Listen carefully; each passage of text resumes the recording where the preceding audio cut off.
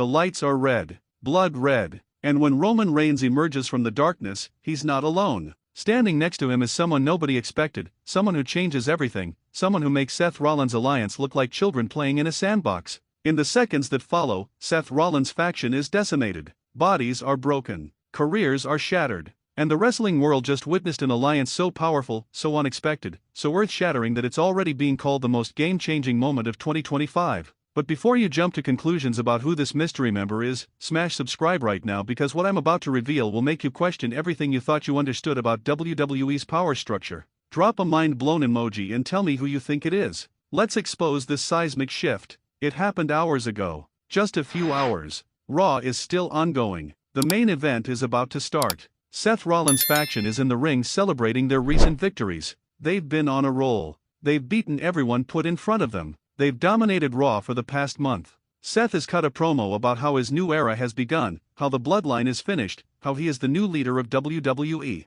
The crowd is mixed. Some support Seth. Others are waiting for the inevitable downfall they know is coming. Seth's faction consists of 3 other major players. We're talking established main eventers. We're talking credible threats. We're talking the kind of wrestlers that should be able to handle anything thrown at them. But credibility means nothing when you're facing the unexpected. When you're facing destiny, when you're facing Roman Reigns and his new bloodline recruit, the lights go out. Complete darkness. Not just the arena lights, the entire production. The entranceway is black. The Titantron is black. It's like WWE production itself is being controlled by an outside force. The crowd holds its breath. Phones light up the arena like a sea of stars. 20 seconds. 30 seconds. The suspense is unbearable. And then, a heartbeat. Boom. Boom, boom, boom. The tribal chief theme explodes through the speakers, but it's different. It's been remixed. It's more aggressive, more ominous, more like a declaration of war. The lights come back on, and standing at the entrance ramp is Roman Reigns. But he's not wearing his traditional red and black bloodline gear. He's wearing all black. A long black coat, black sunglasses, black everything. He looks like a force of nature. He looks like destiny incarnate. Paul Heyman is beside him, grinning like a madman because he knows something the rest of the world doesn't. But Roman isn't alone. Standing beside him, in matching all-black attire, is a figure whose face is obscured by the shadows and the hood covering their head. The crowd is losing their minds. Is it Solo Sikoa with a new look? Is it Braun Breaker turning on WWE and joining the bloodline? Is it someone from AEW? Is it a legend making a shocking return? The mystery is killing everyone. Roman walks down the ramp slowly, deliberately, with the confidence of a man who knows he's about to change the landscape of wrestling forever. The mystery member walks beside him, mirroring Roman's intensity, mirroring his power. Seth Rollins in the ring is trying to act unafraid, but you can see the concern in his eyes. Something is wrong. Something is coming.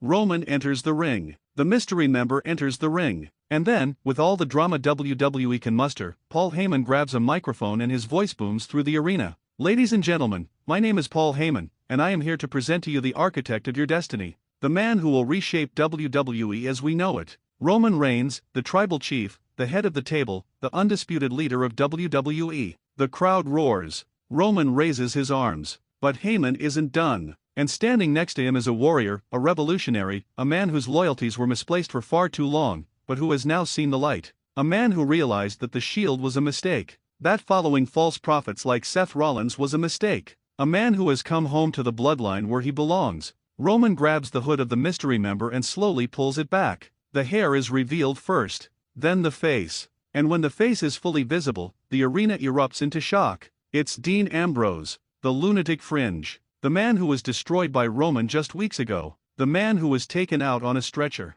The man who everyone thought Roman had written off forever. But wait, that's not all. Dean Ambrose is now wearing new bloodline gear. He's covered in the bloodline logo. He's sporting the tribal tattoos. He's sporting the scarification marks. Dean Ambrose has joined the bloodline. Dean Ambrose has turned on Seth Rollins. Dean Ambrose has betrayed his former Shield brother to align with Roman Reigns. Seth's face goes pale. He can't believe what he's seeing. His former brother, the man he tried to protect just weeks ago, is now wearing the colors of his enemy. Seth tries to say something, but Dean grabs a microphone, and his voice is different now. It's darker. It's colder. It's the voice of a man who's made a choice. You wanted to save me, Seth? You wanted to make it right? Well, you were too late. Roman Reigns showed me something you never could. Roman showed me what power really means. Roman showed me what family really means. When I was broken, when I was on that stretcher, Roman was the one who came to me. Roman was the one who extended his hand. Roman was the one who said, Dean, you don't have to be alone. You don't have to be lost. Join the bloodline. Join true power. Dean drops the microphone and looks directly at Seth with eyes that are absolutely cold and devoid of emotion. And I said yes. All hell breaks loose. Roman signals, and the bloodline attacks. Solo Sikoa comes from the back. The Usos come from the back. It's 5-on-3. Seth's faction is outnumbered, but they try to fight. They try to stand their ground. It's chaos. It's violence. It's carnage. Roman focuses on Seth, and it's personal. Every punch has intent. Every move has purpose. Seth is being dismantled. His faction members are trying to help, but they're being overwhelmed. The Usos are taking apart Seth's allies with military precision. Solo is destroying anyone who gets in his way. And Dean? Dean is fighting with a ferocity we haven't seen from him since his AEW days. He's not holding back. He's not showing mercy. He's unleashing. By the time it's over, Seth Rollins is broken in the center of the ring. His faction is scattered. Some are being carried out on stretchers. Others are being tended to by medical staff.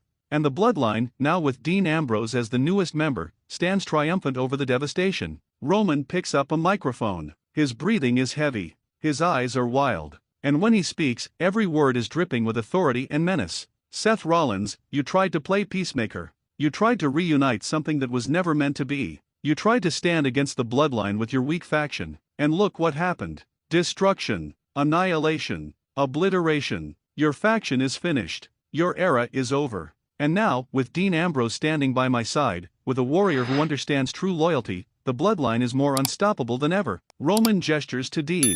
Some people thought Dean choosing the bloodline was a mistake. They thought Roman and Dean couldn't coexist. But they were wrong. Dead wrong. Because Dean Ambrose understands what the Shield never could. That power isn't about nostalgia. Power isn't about the past. Power is about the future. And the future of WWE belongs to the bloodline. Roman drops the microphone and looks directly at the camera. That stare. That intensity. That absolute conviction that he is unstoppable. The show goes to commercial, but the wrestling world is imploding. Social media crashed within minutes. Dean Ambrose, Roman Reigns, the Bloodline, Seth Rollins, all trending worldwide at the same time. Twitter can't handle the volume of tweets. Instagram is flooded. YouTube is breaking. Wrestling forums are going crazy with speculation and debate. This is unprecedented. This is historic. This is the kind of moment that defines eras. Let me read you some of the instant reactions. Stone Cold Steve Austin tweeted, Dean Ambrose just joined the bloodline. I did not see that coming. That's a game changer. Mick Foley posted, the psychology here is incredible.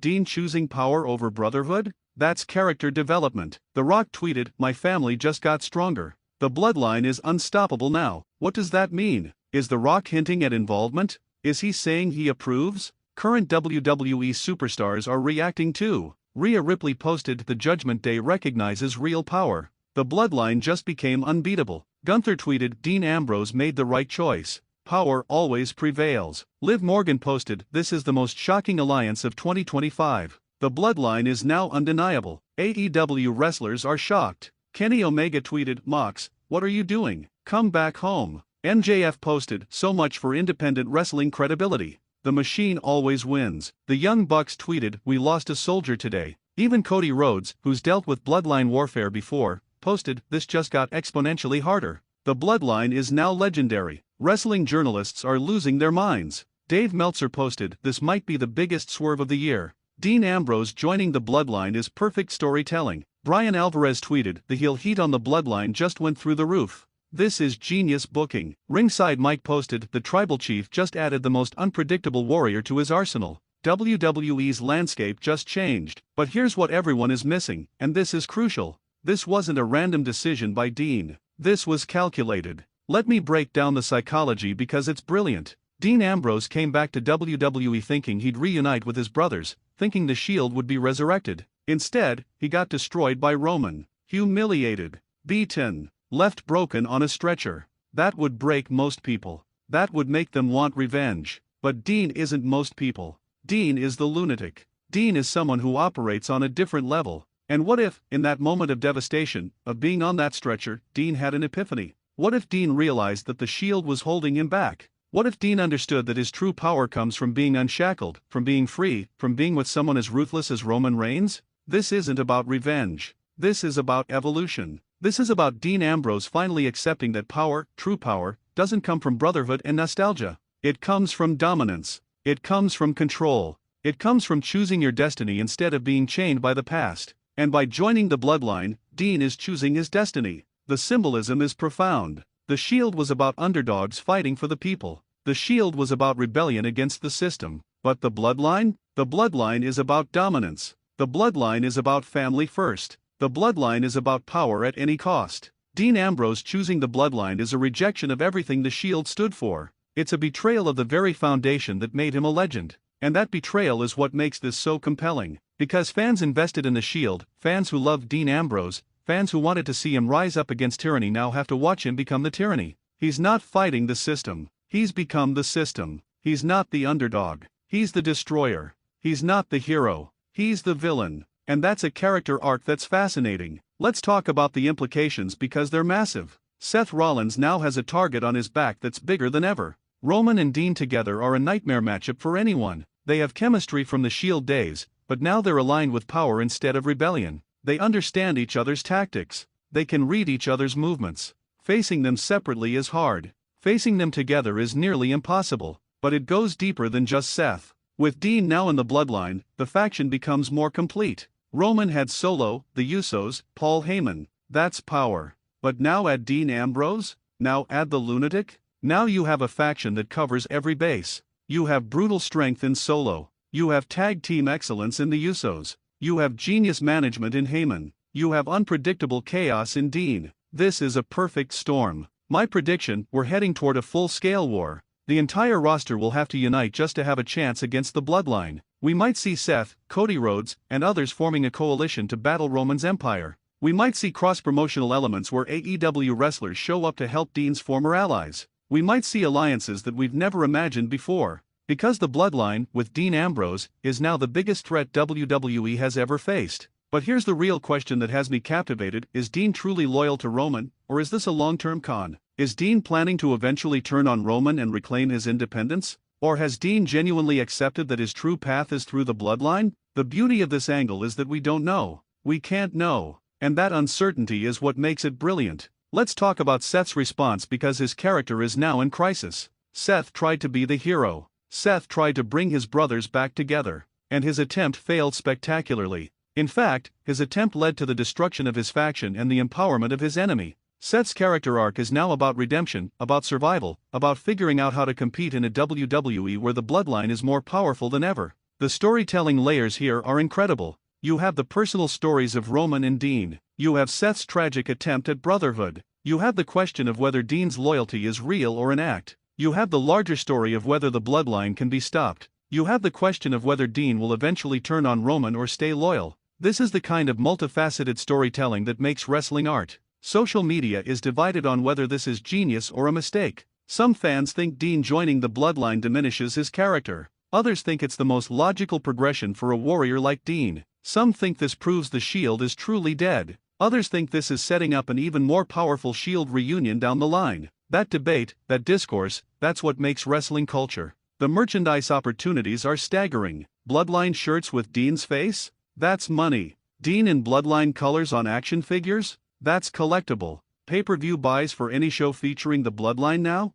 Through the roof. WWE stock probably went up after this angle. This is the kind of mainstream attention that makes investors smile. But beyond business, beyond ratings, this is about character. This is about evolution. This is about wrestlers making choices that shape their destinies. Dean Ambrose coming back to WWE with hopes of Shield reunion and instead choosing the path of power? That's not a random swerve. That's a character transformation that earns its payoff. Roman Reigns adding Dean Ambrose to the bloodline isn't just about power. It's about completion. It's about Roman adding the one piece that was missing, the unpredictable element, the absolute wild card. With Dean, the bloodline is no longer just strong, they're unstoppable. And Seth Rollins? Seth's story is now about how he tried to save his brothers and ended up creating his greatest enemy. That's tragic. That's compelling. That's wrestling at its finest. So tell me right now, do you think Dean is truly loyal to Roman, or is this a long con? Do you think Seth can recover from this? Do you think the bloodline, with Dean Ambrose, can be stopped?